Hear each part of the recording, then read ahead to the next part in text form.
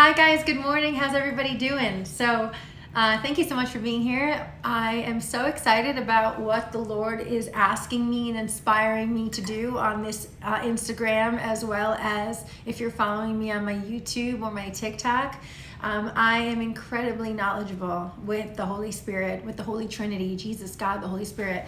I'm incredibly knowledgeable with the spiritual world. I mean, I know so much about other gods, the practices of these gods, the control that they try and relinquish on other people, the way that I have been able to walk through these different places and help save and release people from the bondage of these places.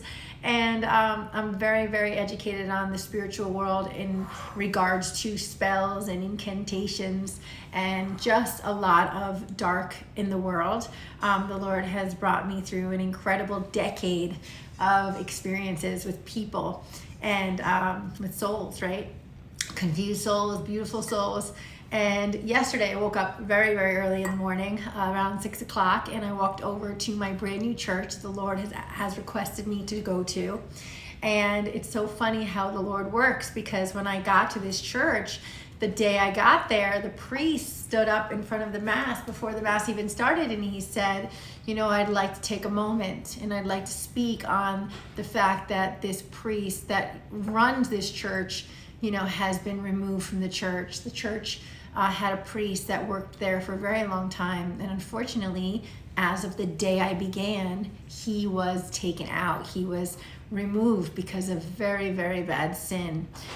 He has been, I will get into it, but it's so funny how the Lord works, because the Lord has requested that I come to this church, and I really go to this particular church, and I have to work at this church. And I'm like, okay. And when I got there, I embraced this new priest, and he's supposedly a retired priest, and he has not been in the church in a while, but the church needed a good priest because this older priest is gone. He's involved in some very dark things.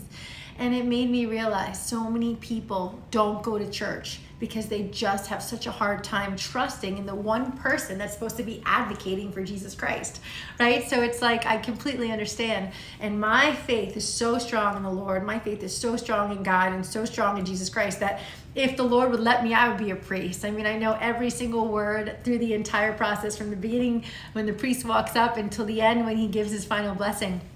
But women are not to be priests, right?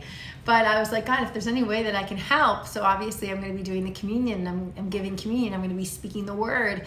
And there's so many people inside of the church that are burdened and broken, so much more than at St. Patrick's Cathedral. St. Patrick's Cathedral is beautiful. You know, there's a lot of people that walk in there that need the Lord, but there's also people that go every single day and they're committed like myself. They wake up in the morning and they go to the Mass, they take the communion, they greet others. When it's time to say peace be with you, they truly from their heart ask and request that the people next to them have peace within their heart and within their day. And it's just, the community there was so beautiful. And I think what the Lord is doing is he's bringing me to this church to bring that community to this church. There's absolutely no gospel music in this church. The priest comes up. I mean, he's a new priest. He's a retired priest, so he's there literally every day, and he's exhausted. He's around 82 years old. But when I saw him, I walked up to him and I was like, hi. I was like, my name is Tina. I'm like, I just got here. I was like, I literally have no idea about this church, but the Holy Spirit has recommended me to go to this church. And the man in my building and I were talking, and I told him that, you know, I wanted to go to a good church, and the man in my building told me this church. And I said, that's so funny. The Holy Spirit pushed me to this church, and I'm here. And he goes, well, you have a great, big, abundant smile, and we're going to need that in this church. And I thought to myself, okay, let's go. Where do we begin?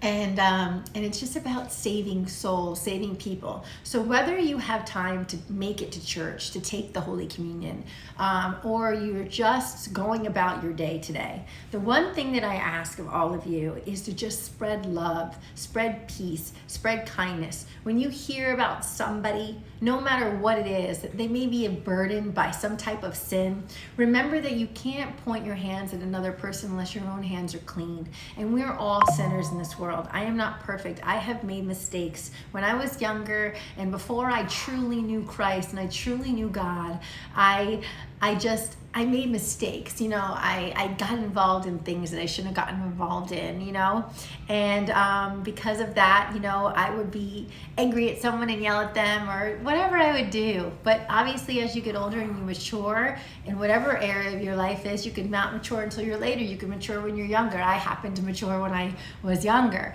But, we want to spread love. We want to spread peace. We want to give people the understanding that we are there for them no matter what it is they're going through. And we want to uplift them, and we want to bring peace to their heart. And we want to let them know that whatever they're involved in, whatever it is that they're doing, it is okay.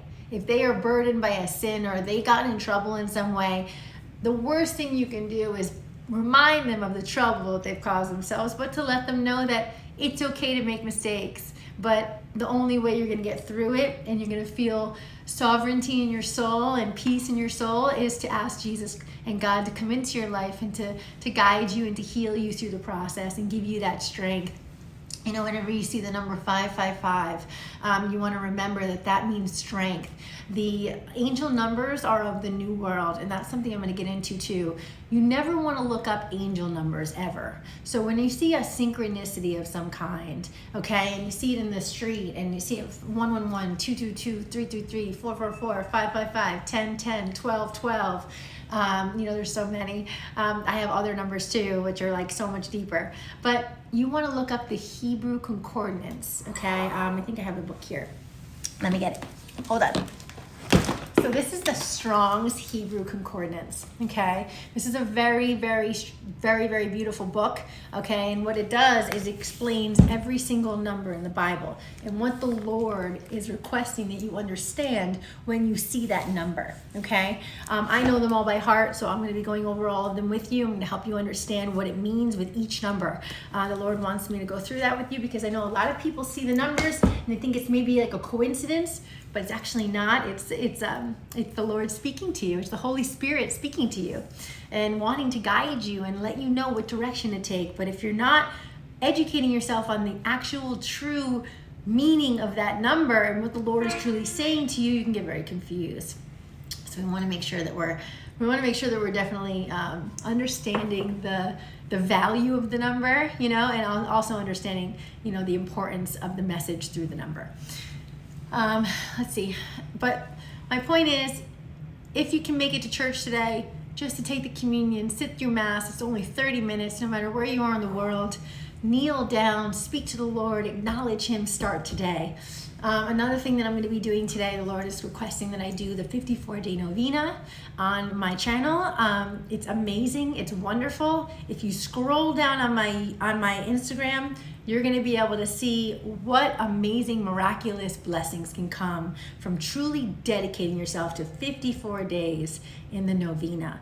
So the novena is the rosary. So I start anytime during the day. I'm going to start in the morning. I'm going to do the rosary. And all I ask is that you follow me every single day for 54 days. I don't know what's going on in your life. Maybe you have a dead-end job that you don't love. Maybe you're in a relationship with somebody that you just can't seem to get out of. Maybe there's someone that you're desiring to have in your heart and you're lonely and you need a partner, right? Like Adam, he needed Eve. Everybody had somebody and he wanted somebody. Maybe there's an issue with you right now where you don't have the finances to pay your bills. Or maybe there is a dear struggle to find a genuinely good friend that you can trust, that can just spend time with you and talk with you. Maybe there's a problem that you're having with your family. There's discord. Maybe there is a situation where you want to travel, you never traveled, and you need money or finances for something. Whatever it is, maybe you're ill and there's something that has just happened to you and you feel terribly sick and you need some kind of reassurance that the Lord is with you to carry you through, to heal you, to help you. Whatever the situation is, whatever miraculous requests you ask, the reason my children do not have what they want is because they don't ask.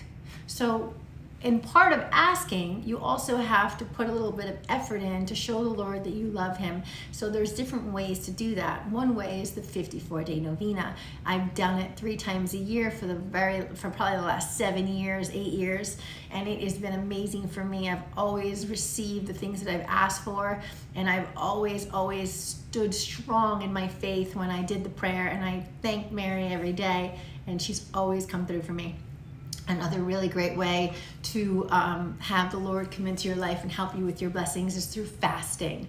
Okay, there's so many ways to fast, proper ways to fast. I can help you in the beginning process, but I'm going to stop here. The Holy Spirit is telling me to stop, end this video, and to just begin.